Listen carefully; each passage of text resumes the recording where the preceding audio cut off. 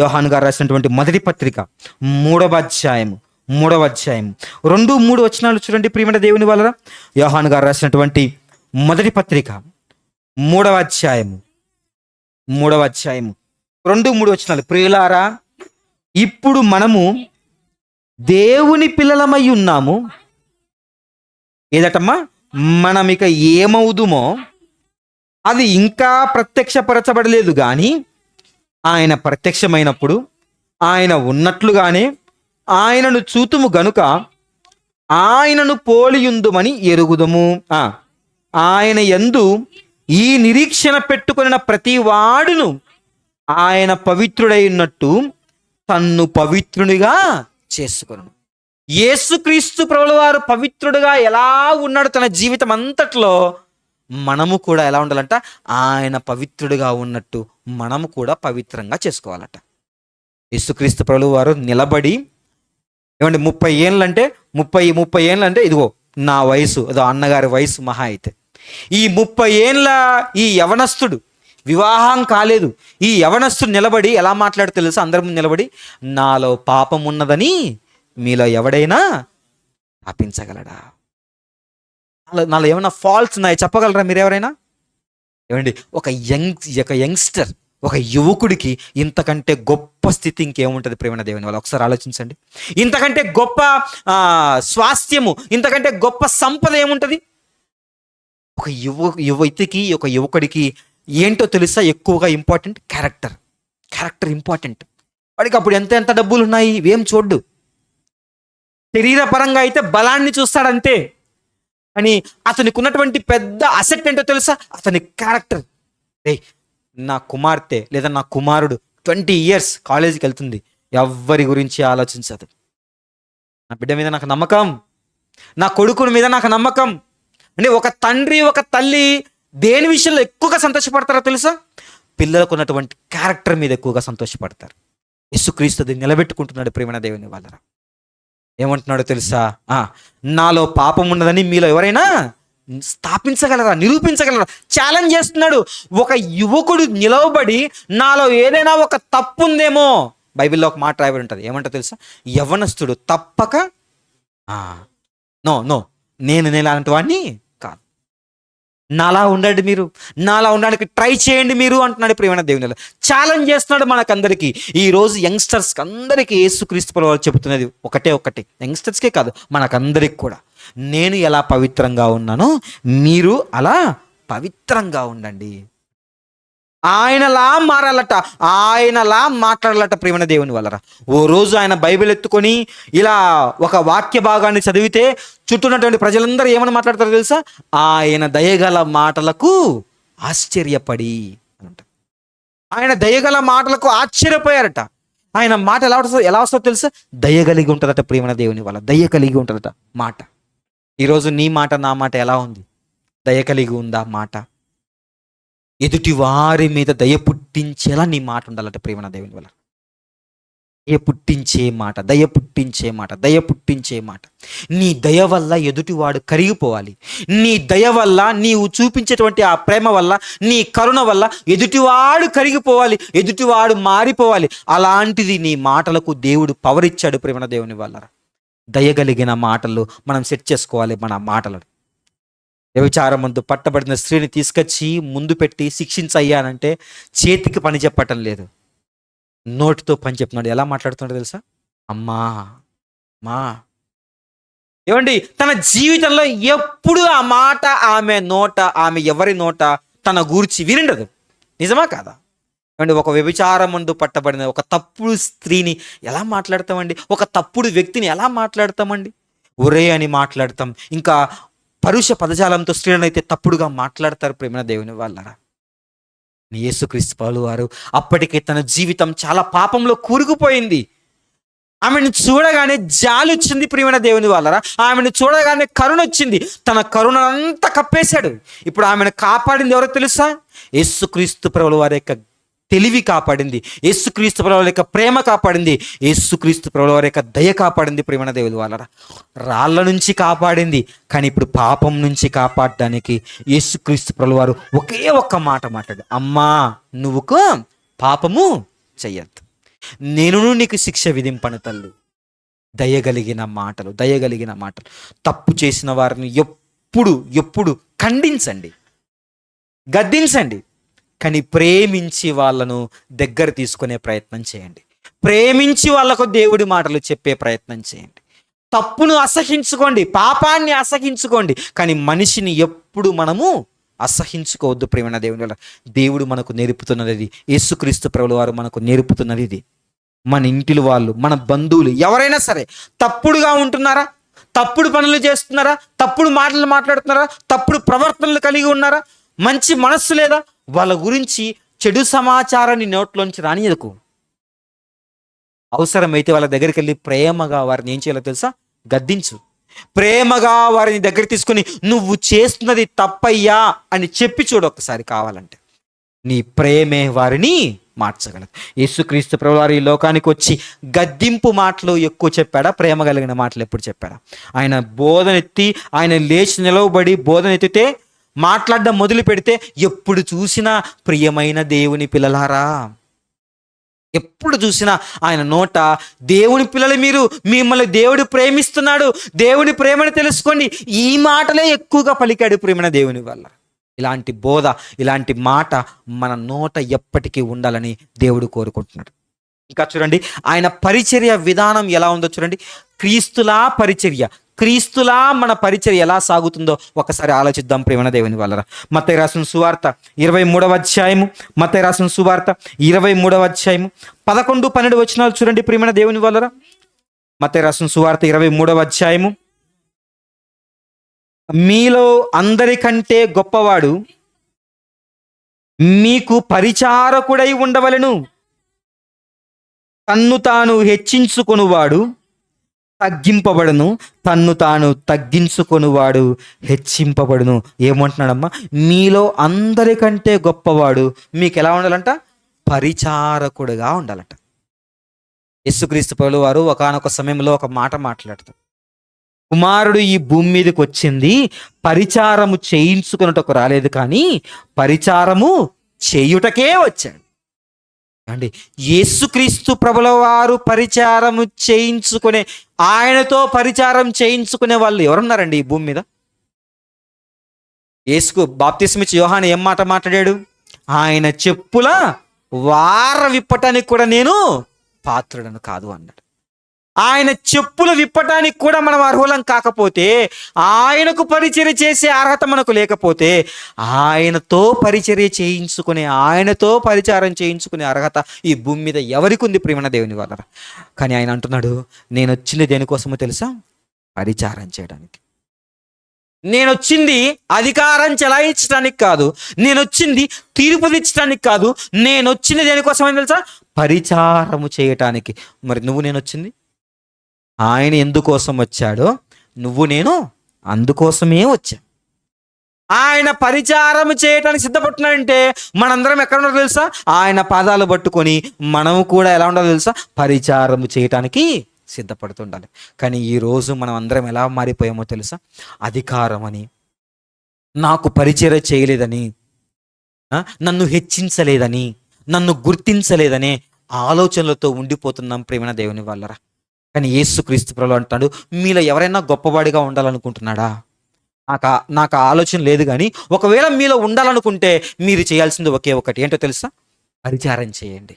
అందరికంటే మీరే తక్కువ వాళ్ళని ఊహించుకోండి, అందరికంటే మీరే తక్కువ వాళ్ళుగా ప్రవర్తించండి, అందరికంటే మీరే పాపాత్ములుగా ఈ భూమి మీద ఉన్నారని ఆలోచించుకోండి. నేను అదే ఆలోచించుకుంటున్నాను. నేను అందరికంటే తక్కువ వాడిని, అందుకే ఈ భూమి మీద ఏం చేస్తుందో తెలుసా? పరిచారం చేయడానికి వచ్చాను. అంతెందుకండి, తనను చంపుతున్న వాడి దగ్గరికి వెళ్ళి కూడా తన తల పెట్టి వాడి పాదాలను ఏం చేశాడు తెలుసా? శుద్ధిపరిచాడు. అప్పటికీ తెలుసు యేసుక్రీస్తు ప్రభువు వారికి, ఇతను నన్ను చంపబోతున్నాడు, అయినప్పటికీ అతని పాదాల వరకు వెళ్ళిపోతున్నాడు అని అంటే, అతని పాదాల దగ్గరికి తన తల తీసుకెళ్ళిపోతున్నాడంటే తన పరిచర్య ఎంత గొప్పగా ఉందో ఒక్కసారి ఆలోచించండి. ఈరోజు నీవు నా పరిచర్య, బోధించటమే పరిచర్య కాదు, ప్రార్థించటము పరిచర్య, సంఘములో ఒక పని చేయటము పరిచర్య. ఈ పరిచర్య ఎలా సాగుతుంది? తగ్గింపుగా సాగుతుందా, గొప్పగా సాగుతుందా? మనల్ని మనం పరిశీలించుకోవాలి ప్రేమణ దేవుని వల్ల. క్రీస్తులా ఉండాలని కోరుకున్నాం కదా, క్రీస్తులా ఉండాలని కోరుకున్నాం కదా. మన digital gospel ministries Christ church మెట్టు కూడా ప్రతి పోస్టర్లో ఈ వాక్యం ఉంటుంది ప్రేమ దేవుని వల్ల. మనకదే రోల్ మోడల్గా పెట్టుకున్నాను నేను. క్రీస్తు వలె ఉండుటకు మనం అన్ని విషయాల్లో నేను క్రీస్తులా బోధిస్తాను అంతే అని అనుకుంటే పొరపాటు. క్రీస్తులా అద్భుతాలు చేస్తాను, క్రీస్తులా మాట్లాడతాను అనుకుంటే పొరపాటు. ఆయన ఎలా తగ్గాడో నువ్వు కూడా అలాగే తగ్గాలి. ఆయన ఎలా మాట్లాడాడో, ఎంత దయగా మాట్లాడాడో నువ్వు అంతే దయగా మాట్లాడాలి. అది క్రీస్తులా ఉండటం అంటే. క్రీస్తులాంటి పరిచర్య నీకు నాకు ఉండాలి ప్రేమ దేవుని వల్ల. అంతే కదట.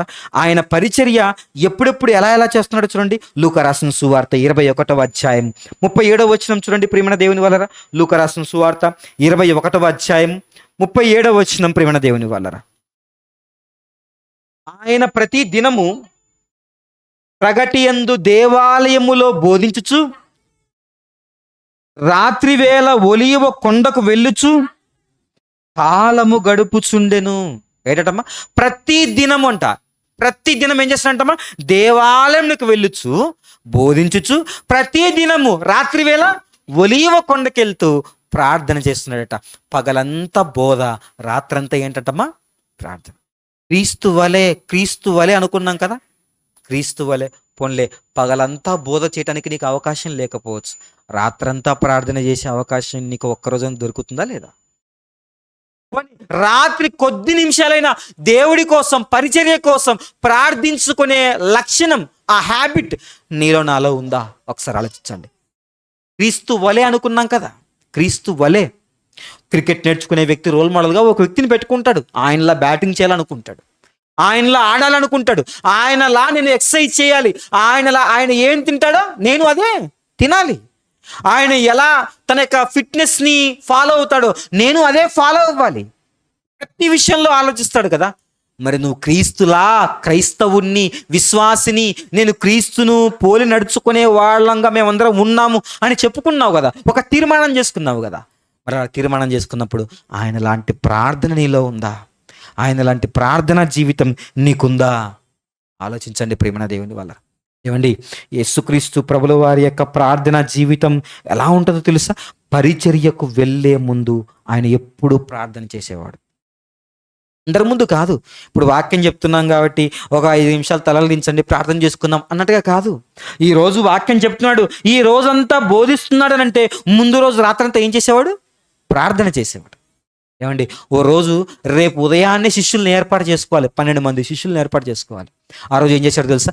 రాత్రంతా ప్రార్థనలో గడిపాడు ప్రేమ దేవుని వల్ల. ఒంటరిగా వెళ్ళిపోయి రేపు పొద్దున ఇదిగో పరిచర్యలోనికి వెళ్ళాలి అని అంటే ఇదిగో 40 రోజులు ఏం చేశాడో తెలుసా? ఉపవాసము, ప్రార్థనలో గడిపాడు. పరిచర్యకు అడుగు పెడుతున్న ప్రతిసారి ముందు రోజు రాత్రంతా ఏం చేసేవాడో తెలుసా? ప్రార్థన చేసేవాడు. ఎన్ని గంటలు మేలుకొని దేవుడితో సమయాన్ని గడుపుతున్నావు? ఎన్ని గంటలు నువ్వు దేవుడితో గడిపి దేవుడితో మాట్లాడి పరిచర్యకు వెళ్తున్నావు? ఒక్కసారి ఆలోచించు. సంఘంలోకి వచ్చి పాట పాడుతున్నావు అంటే, సంఘంలోకి వచ్చి ప్రార్థన చేస్తున్నావు అంటే, సంఘంలో ఒక పరిచర్య చేస్తున్నావు అంటే, ఇంటి దగ్గర దేవుడితో కలిసి ఎంతసేపు గడుపుతున్నావు? దేవుడు నిన్ను క్రీస్తులా నువ్వు ఉన్నావా, క్రీస్తులా సిద్ధపడుతున్నావా అని ఆలోచిస్తున్నాడు ప్రేమ దేవుని వల్ల. 3 గంటలు రాసే పరీక్ష కోసం 30 రోజుల తరబడి కూర్చొని చదువుతావే, ఎన్నో నెలలు కూర్చొని చదువుతావే. మరి దేవుని సంఘములో దానికంటే గొప్పదనుకున్నావు కదా దేవుని సంఘం, దానికంటే గొప్పదనుకున్నావు కదా దేవుని పరిచర్య అంటే వాక్యం ఒక్కటే కాదు ప్రేమ దేవుని వాళ్ళరా. ప్రతిదీ, ఒక ప్రార్థన చేసే విషయంలో కావచ్చు, ఒక యాంకరింగ్, ఒక బల్ల కార్యక్రమము, ఒక కెమెరా, ప్రతి విషయము, ఒక పాట, ప్రతి విషయము దేవుని పరిచర్య కిందకే వస్తుంది. ఈ పరిచర్య కోసం ఎంత సిద్ధపడుతున్నావు? ఎంత దేవుని సహాయాన్ని కోరగలుగుతున్నావు? ముందు రోజు రాత్రి అదే దేవుడు చూస్తాడు, అదే దేవుడు ఆలోచిస్తాడు. క్రీస్తులా ఉండాలని పైకి చెబుతున్నావు, కానీ నీ జీవితంలో క్రీస్తు లాంటి ప్రార్థన లేదు కదయ్యా అని ఆలోచిస్తాడు ప్రేమ దేవుని వల్ల. అటువంటి మంచి ఆలోచన మనకు ఉండాలి. ఇంకా క్రీస్తు లాంటి మాట, క్రీస్తు లాంటి దృష్టి ఎలా ఉందో చూడండి ప్రేమ దేవుని వల్లరా. మార్కు రాసిన సువార్త 12వ అధ్యాయం, మార్కు రాసిన సువార్త 12వ అధ్యాయము 41వ వచనం చూడండి ప్రేమ దేవుని వల్లరా. మార్కు రాసిన సువార్త 12వ అధ్యాయము 41వ వచనం.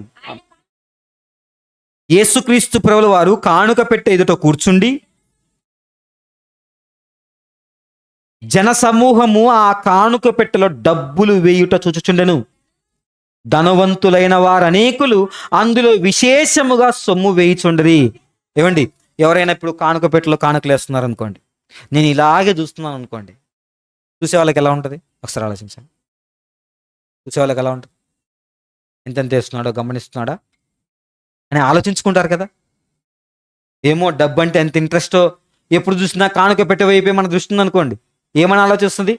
ఈ కానుక పెట్టే వైపే నీకు దృష్టి ఉంది అని ఆలోచిస్తారు కదా. యేసుక్రీస్తు ప్రభువు వారు కూడా ఎలాంటి చూస్తున్నాడట? కానుక పెట్టే వైపే చూస్తున్నాడట. కానుక పెట్టెలో ఎవరెవరు ఎంతెంత డబ్బులు వేస్తున్నాడో ప్రతిదీ గమనిస్తున్నాడు యేసుక్రీస్తు ప్రభువు వారు. ఎందుకు గమనిస్తున్నాడు చూడండి. 42. ఒక బీద విధవరాలు వచ్చి 2 కాసులు వేయగా ఆయన తన శిష్యులను పిలిచి, కానుక పెట్టెలో డబ్బులు వేసిన వారందరికంటే ఈ బీద విధవరాలు ఎక్కువ వేసినని మీతో నిశ్చయముగా చెప్పుచున్నాను. వారందరూ తమకు కలిగిన సమృద్ధిలోండి వేసిరి గాని ఈమె తన లేమిలో తనకు కలిగినదంతయు అనగా తన జీవనమంతయు వేసినని చెప్పెను. యేసుక్రీస్తు ప్రభువు వారు కానుక పెట్టే వైపు ఎందుకు చూస్తున్నాడో తెలుసా?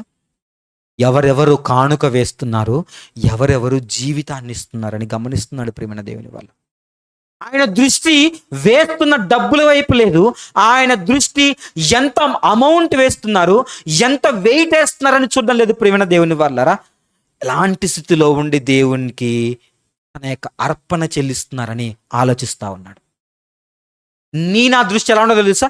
డబ్బులు ఇచ్చేవాడి వైపు ఉండకూడదు. నా దృష్టి బాగా డబ్బులు ఇస్తున్నారు అనుకోండి, మనం వాళ్ళని ఎక్కువగా పొగుడుతూ ఉంటాం, ఎక్కువగా కేర్ చేస్తూ ఉంటాం. నో, దేవుడు అంటున్నాడు డబ్బులు ఇచ్చేవాడి వైపు కాదు కదా నీ కేరింగ్, దేవుడికి జీవితాన్ని ఇచ్చేవాడి వైపు నీ కేరింగ్ ఉండాలి. చాలా మంది సంఘాలలో ఇది అనుకోకుండా జరిగిపోతుంది ప్రియమైన దేవుని వాళ్ళ. కానీ దేవుడికి అది ఇష్టం లేదట. క్రీస్తులా చూడాలి మనం. ఎవరైనా బాగా దేవుడి కోసం అర్పణ ఇచ్చాడు అనుకోండి, అతన్ని చూసి ఇతను ఎంత గొప్ప భక్తుడో అని ఫీల్ అవ్వద్దు. నువ్వు అని ఫీల్ అవ్వద్దు. దేవుడికి కొంతే అమౌంట్ ఇచ్చి కొంతే అర్పణగా ఉండి చేస్తున్నాడు అనుకో, అయ్యో ఇతనేంటి భక్తిహీనుడిగా ఉన్నాడని నువ్వు తలంచుకునేదానికి వీల్లేదు. నీ దృష్టి అంతా ఎలా ఉండాలో తెలుసా? దేవుడికి భక్తిగా తన జీవితంలో ఎలాంటి ప్రవర్తన కలిగి ఉన్నాడో వాడు మాత్రమే దేవుడికి ఇష్టని అలాంటి దృష్టి నీకు నాకు ఉండాలి. క్రీస్తు లాంటి దృష్టి కలిగి ఉండాలి ప్రేమ దేవుని వల్ల. ఆయన దృష్టి అంతా ఎప్పుడు ఈ లోక సంబంధమైన వాటి మీద లేదు. ఆయన దృష్టి అంతా ఎప్పుడు పరలోక సంబంధమైన వాటి మీదనే ఉంది ప్రేమ దేవుని వల్ల. పరలోక సంబంధమైనటువంటి ఆ మాటల మీదనే, ఆ లక్షణాల మీదనే ఆయన దృష్టి ఉండేది. కానీ మనిషి మాత్రం ఈ లోకంలో ఉన్నటువంటి బట్టలను చూస్తాడు, ఈ లోకంలో తెచ్చే అర్పణలు చూస్తాడు. అందుకే అంటాడు దేవుడు పైరూపాన్ని లక్ష్య పెట్టాడట, హృదయాన్ని లక్ష్య పెడతాడట. నువ్వు నేను కూడా ఎప్పుడు ఒక మనిషి కులాన్ని బట్టి కానీ, ఒక మనిషి ధనాన్ని బట్టి కానీ, ఒక మనిషి స్థాయిని బట్టి కానీ, ఒక మనిషి రూపాన్ని బట్టి కానీ, ఒక మనిషి యొక్క వస్త్రధారణను బట్టి కానీ ఎప్పుడు ఆ మనిషిని లక్ష్య పెట్టద్దు. తప్పు.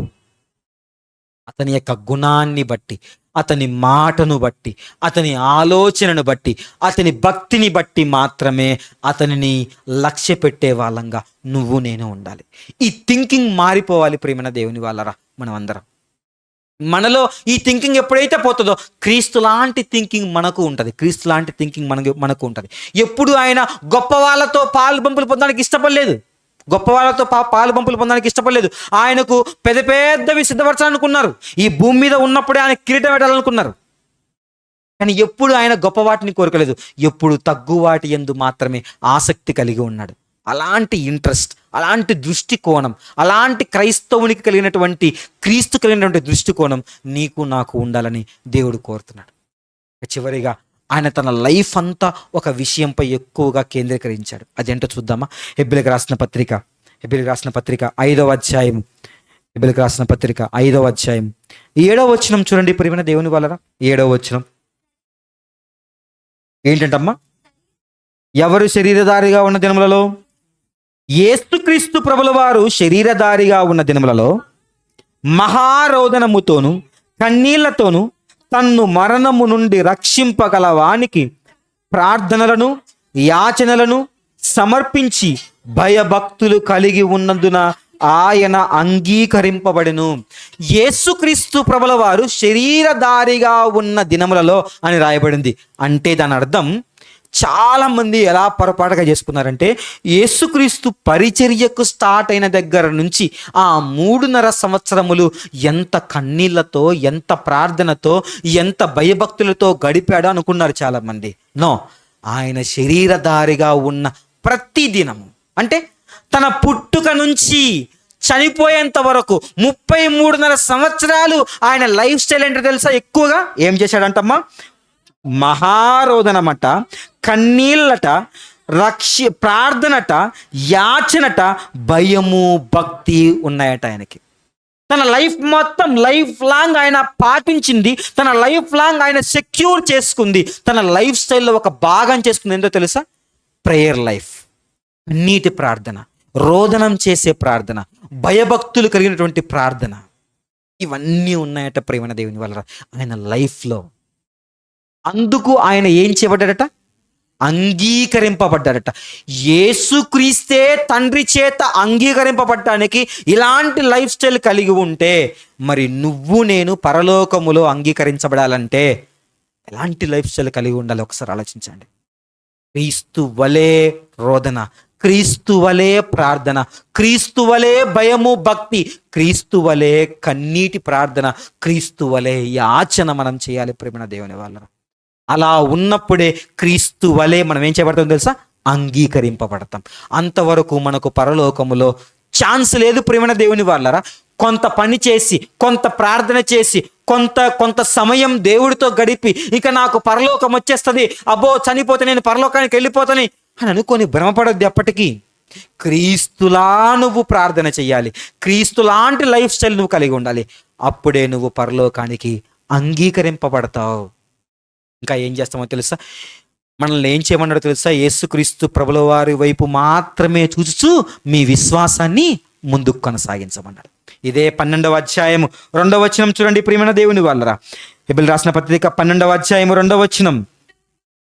ఇంత గొప్ప సాక్షి సమూహము మేఘము వలె మనలను ఆవరించి ఉన్నందున మనము కూడా ప్రతి భారమును, సులువుగా చిక్కులబెట్టు పాపమును విడిచిపెట్టి విశ్వాసమునకు కర్తయు దానిని కొనసాగించువాడనైన యేసు వైపు చూచుచు.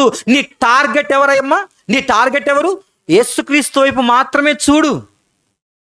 చాలా మంది ఎవరిని రోల్ మోడల్గా పెట్టుకుంటారో తెలుసా?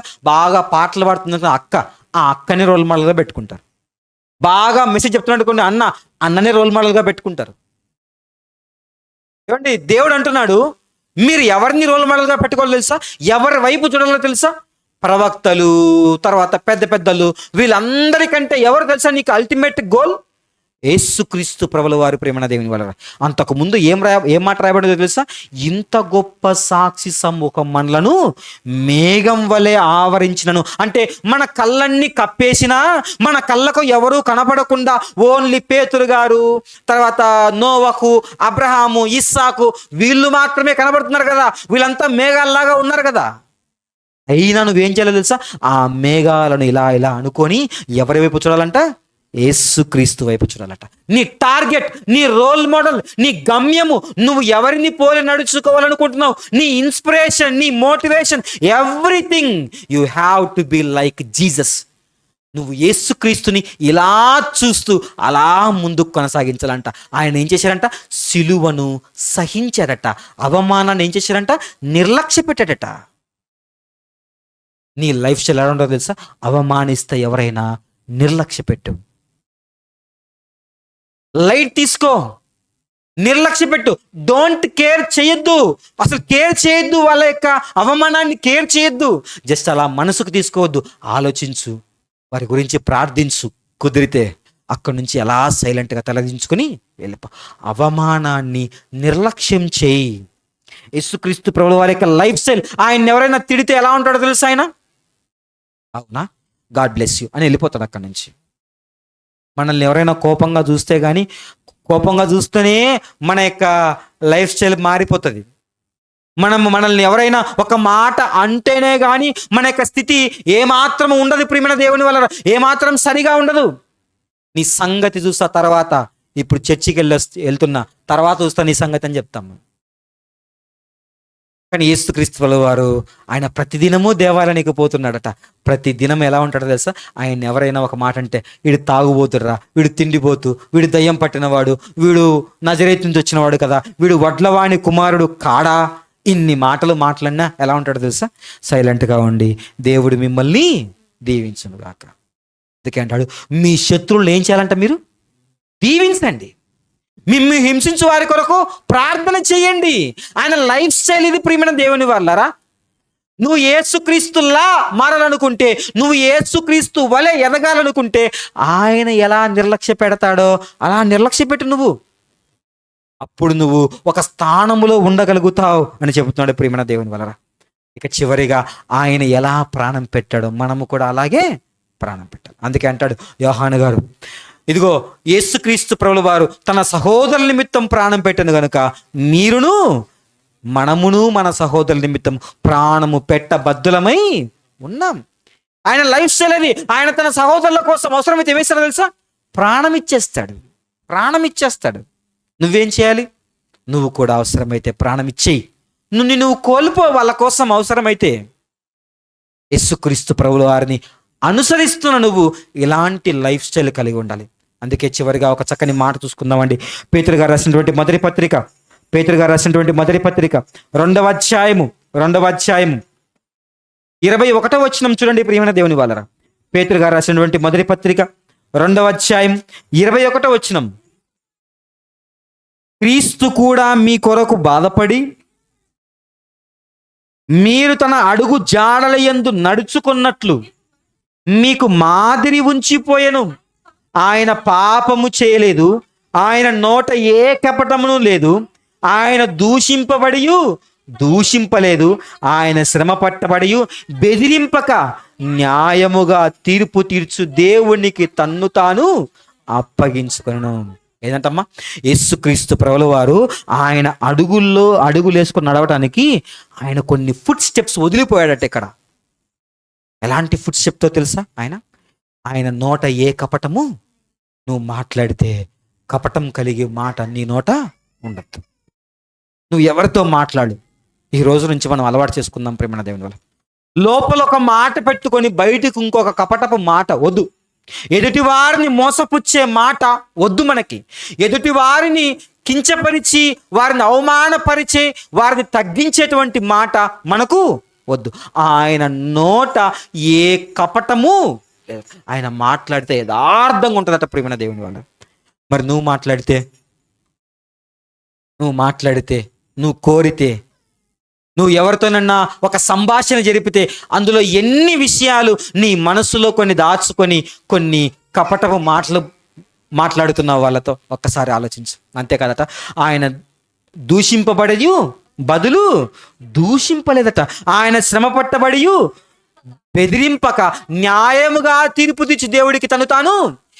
నీకెవరైనా అన్యాయం చేస్తే ఎప్పుడు వాళ్లకు తిరిగి వాళ్ళతో పోరాడడానికి సిద్ధపడద్దు. నువ్వేం చేయాలో తెలుసా? దేవుడికి అప్పగించేసుకో. యేసుక్రీస్తు ప్రభువు వారు తనను అన్యాయంగా చంపుతున్న వారి కోసమైనా సరే ఏం చేశాడో తెలుసా? తను దేవుడికి అప్పగించేసుకున్నాడు. అయ్యా, ఇది నీ ఇష్టం, నీ చిత్త ప్రకారంగా జరుగునుగాక. ఇలా యేసుక్రీస్తు ప్రభుల వారు మాట్లాడినట్టు, యేసుక్రీస్తు ప్రభుల వారు నడిచినట్టు, యేసుక్రీస్తు ప్రభుల వారు ఆలోచించినట్లు, యేసుక్రీస్తు ప్రభుల వారు చూచినట్లు, యేసుక్రీస్తు ప్రభుల వారు ఎవరితోనైనా సరే ప్రవర్తించినట్లు నీ ప్రవర్తన, నా ప్రవర్తన ఉంటే మనం అన్ని విషయాల్లో ఆయనలాగా ఎదిగినట్లు. అందుకే పౌలు గారు చివరిగా ఒక మాట మాట్లాడతాడు. ఏమంటాడో తెలుసా? నేను క్రీస్తుని పోలి నడుచుకుంటున్నానయ్యా. నాకుంది ఆ మాట, నాకుంది ఆ సిచ్యువేషన్, నాకుంది. నా లైఫ్ స్టైల్ని ఒకసారి గమనిస్తే నేను క్రీస్తులా మాట్లాడతాను, క్రీస్తులా ఆలోచిస్తాను, క్రీస్తు వలె నడుస్తాను, క్రీస్తులా ప్రేమిస్తాను, క్రీస్తులా మౌనంగా ఉంటాను. నా లైఫ్ స్టైల్ అంతా యేసుక్రీస్తులాగానే ఉంటుంది. నేను నడుస్తూ వస్తున్నానంటే, నేను మాట్లాడడం మొదలు పెడితే ఇతను మాట్లాడుతున్నాడా, యేసుక్రీస్తే మాట్లాడుతున్నాడు అన్నట్టు ఉంటుంది నా మాట. ఎవరు మాట్లాడుతున్నారమ్మా? పౌలు గారు చెబుతున్నారు ప్రేమన దేవుని వాళ్ళ.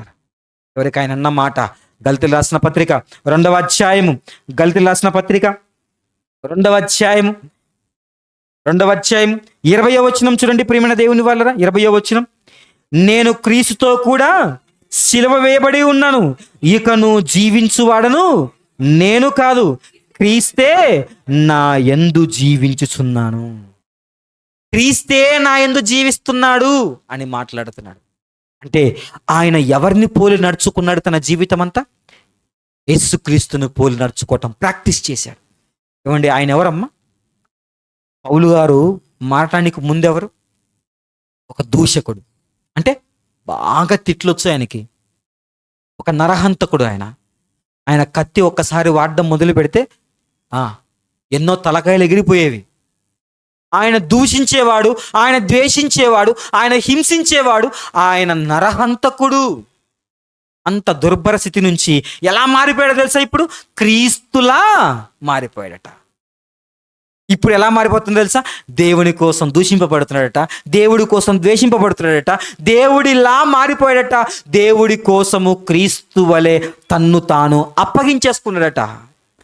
కొడాలతో కొట్టి బయటకు వస్తే మరింత బలంగా ఏం చేశారటమ్మా? దేవుడి కోసం సువార్త చేశారట. ఇక చివరికి క్రీస్తే నా యందు జీవిస్తున్నాడు. ఇప్పుడు ఈ వ్యక్తి అద్దం ముందుకెళ్ళి నిలుచుకుంటే అద్దం ముందు పౌలు గారు ఉంటారేమో, కానీ అద్దంలో కనబడుతున్నది మాత్రం ఎవరంట? యేసుక్రీస్తు ప్రభుల వారు. ఒకనాడు యేసుక్రీస్తు ప్రభుల వారు అద్దం ముందు నిలుచుంటే అద్దం ముందు నిలుచున్నది యేసుక్రీస్తే, కానీ అద్దంలో కనబడుతుంది ఏదో తెలుసా? ఆ ఇమేజ్ ఎవరిదో తెలుసా? దేవాది దేవుడిది ప్రియమైన దేవుని వల్ల. ఇప్పుడు పౌలు గారు వెళ్ళి అద్దం ముందు నిలబెడితే కనబడుతున్న వ్యక్తి పౌలు గారేమో, కానీ అద్దంలో ఉన్న వ్యక్తి ఎవరో తెలుసా? యేసుక్రీస్తు ప్రభుల వారు. మరి ఈరోజు నువ్వు నేను అద్దం ముందుకెళ్ళి నిలబడితే ఎవరు కనపడుతున్నారు? ఇంకా నూతన బాబే కనబడుతున్నాడా? ఇంకా ప్రసాద్ అన్నే కనబడుతున్నాడా? నో. అద్దం ముందుకెళ్ళి నిలుచుకొని చూసినప్పుడు నా కన్నులు ఈరోజు ఎంత పాపం చూసాయి, అయితే ఈ కన్నులు యేసుక్రీస్తువి కాదు. అరే, నా నోరు ఈరోజు ఎన్ని తప్పుడు మాటలు మాట్లాడింది, అరే ఈ నోరు యేసుక్రీస్తుది కాదు. అరే, నా చేతులు ఈరోజు ఎన్ని తప్పుడు పనులు చేశాయి, అరే ఈ చేతులు యేసుక్రీస్తువి కాదే. అరే ఆ హృదయం అస్సలు యేసుక్రీస్తు ప్రభుల వారికి ఆ హృదయానికి పోలికే లేదు. ఏమంటే చూసినప్పుడు మనకు సిగ్గు రావాలి ప్రేమ దేవుని వాళ్ళ. అరే ఏంది ఇన్నేళ్ళు అయిపోయింది బాప్తిసం తీసుకొని, ఇన్ని రోజులు అయిపోయింది బాప్తిసం తీసుకున్నప్పుడు దేవుడి కోసం ప్రమాణం చేశాను, అయ్యా యేసుక్రీస్తులా ఉంటాను, యేసుక్రీస్తులా నిన్ను సంతోష పెడతాను. ఏమండి, ఆయన బాప్తిసం తీసుకుని మునిగి లేచినప్పుడు ఏమొచ్చింది? పరిశుద్ధాత్మ దేవుడు దిగొచ్చాడు, ఆకాశం నుంచి దేవుడు సంతోషపడ్డాడు. ఏమండి, ఆ రోజు సంతోషపడిన దేవుడు సంతోషపడిన సంతోషం ఈ రోజు ఓ రోజు నువ్వు బాప్తిసం తీసుకున్నప్పుడు సంతోషపడ్డాడు. మరి ఈ రోజు చూస్తే సంతోషపడతాడా? నేను చూసి మనల్ని చూసి సంతోషపడతాడా? మనల్ని మనం దేవుడికి ఇలా చూపించుకోగలమా? ఏమండి, ఎంత భయమైపోతుందో తెలుసా? ఎంత సిగ్గనిపిస్తుందో తెలుసా? నీలా మారటమా? అది నా జీవితంలో సాధ్యం కాదయ్యా. నేను తలకిందులుగా తపస్సు చేసినా నేను నీలా మారలేనయ్యా. మరి నీలా మారాలంటే ఏం చేయాలయ్యానంటే, నీ క్రీస్తులా ఎలా మాట్లాడాడో అలా మాట్లాడడం ప్రారంభించి ఈ రోజు నుంచి, ఎలా ఆలోచించాడో అలా ఆలోచించడం ప్రారంభించి ఈ రోజు నుంచి, ఎలా థింక్ చేశాడో, ఎలా ఎదుటి వారిని ఎలా చూశాడో అలా చూడటం మొదలుపెట్టి ఈ రోజు నుంచి, ఎటువంటి ఆసక్తి కలిగి ఉన్నాడో అలాంటి ఆసక్తి కలిగి ఉండటం మొదలుపెట్టి ఈ రోజు నుంచి, నీ జీవితం అంతా నువ్వు ప్రయాసపడినా అల్ల ముందుకెళ్ళి అద్దం ముందు వెళ్ళి నిడుచుకుంటే యేసుక్రీస్తు ఇంకా నీకు లోపంగానే కనబడుతూ ఉంటాడు. అందులో యేసుక్రీస్తు కనిపించడు నీకు. అందులో యేసుక్రీస్తు ప్రభుల వారి యొక్క దాఖలాలు అసలు ఉండవు. పౌలు గారు తన సంఘంతో మాట్లాడుతూ, క్రీస్తు స్వరూపం మీ యందు ఏర్పడే వరకు నాకేమని కలుగుతుందమ్మా? ప్రసవేదన వస్తుందయ్యా, నాకు ప్రసవేదన, తట్టుకోలేకపోతున్నా. మిమ్మల్ని యేసుక్రీస్తులా మార్చటానికి అవసరమైతే నాకేమైపోతుంది తెలుసా? ప్రసవ వేదన కలుగుతుంది. ప్రాణాలతో చెలగాటం అయిపోయిందయ్యా నాకు మిమ్మల్ని యేసుక్రీస్తులా చూడటం. కనీసం మీ మాట అన్నా మారుతుందేమో అనుకుంటే, మీ చూపన్నా మారుతుందేమో అనుకుంటే, మీ ఆలోచన అన్నా మారుతుంది అనుకుంటే, ఏది మారట్లేదు. బాధపడుతున్నాడు ప్రేమ దేవుని వాళ్ళ. 14 సంఘాలు, ఎన్ని సంఘాలు కట్టాడో, 14 పత్రికలు రాశాడు. ఎన్ని సంఘాలు కట్టాడో అన్ని సంఘాల ప్రజల గురించి ఎప్పటికీ నాకు ఒకటే థింకింగ్, యేసుక్రీస్తులా ఎవరైనా కనబడతారా అందులో? యేసుక్రీస్తులా ఎవరిని మార్చాలి? ఎప్పటికీ ఇదే ఆలోచన ఉండిపోయింది. ఈరోజు నీ కోసం నా కోసం పైనున్న దేవుడు తొంగి చూస్తూ ఉన్నాడు. పైనున్న దేవుడే కాదట, సృష్టి కూడా దేనికోసం తొంగి చూస్తుందంటమ్మా? సృష్టి దేవుని కుమారుల ప్రత్యక్షత కొరకు మిగుల ఆశతో ఎదురు చూస్తా ఉందంట. ఎవడైనా యేసుక్రీస్తులా నడుస్తాడా అనుకుంటే ఒక్కడు కనిపించడం. ఒక్కడన్నా నా యేసులా, ఒక్కడన్నా నన్ను సృష్టించిన వాడిలా కనబడతాడో, మాట్లాడతాడో, విని ఆశపడడానికి ఈ గోడలు, ఈ సృష్టి కూడా ఎదురు చూస్తూ ఉందట. ప్రియమైన దేవుని వల్ల మనం క్రీస్తులా ఉన్నామా? క్రీస్తు వలే ఉన్నామా? Think like Jesus, eat like Jesus, live like Jesus, walk like Jesus. ఆయన ఎలా ప్రే లైక్ జీసస్. నీ జీవితంలో ఆయన ఎలా ఏమేం పనులు చేశాడో అవన్నీ ఒకసారి లిస్ట్ రాసుకో, ఆలోచించు. ఇలా ఇది ఉందా, ప్రతి దాన్ని లెక్కలేసుకొని టిక్కులు వేసుకుంటూ నీ జీవితం ముగించే సమయానికి ప్రతిదీ టిక్ అయింటే నువ్వు ఎలా మారిపోతావు తెలుసా? పరలోకానికి అంగీకరింపబడతావు. అలా లేదా అందులో ఒక్కటి కూడా మిస్ అయిపోయిందా, నువ్వు మాత్రం పరలోకానికి అంగీకరింపబడ. అందుకే ఈరోజు నువ్వు నేను మనకందరం ఒకటే. క్రీస్తు వలె మనమందరం ఉండటానికి మనమందరం ప్రయత్నం చేద్దాం. అటు గొప్ప జీవితం, అటు గొప్ప ధన్యత దేవుడు మనకందరికీ దయచేయను గాక. తలలు దించండి, ప్రార్థన చేసుకుందాం. మహోన్నతుడా, మా కన్న తండ్రి, మీ ఘనమైన, పరిశుద్ధమైన, శ్రేష్టమైన నామమునకు స్తుతులు స్తోత్రములు చెల్లించుకుంటున్నాం తండ్రి. అయ్యా, మా జీవితాల్లో తండ్రి యేసుక్రీస్తు ప్రభుల వారిని మాకు అనుగ్రహించి ఆయనలా మీరు మారండి. ఆయన వలె మీరు ఎదగండి.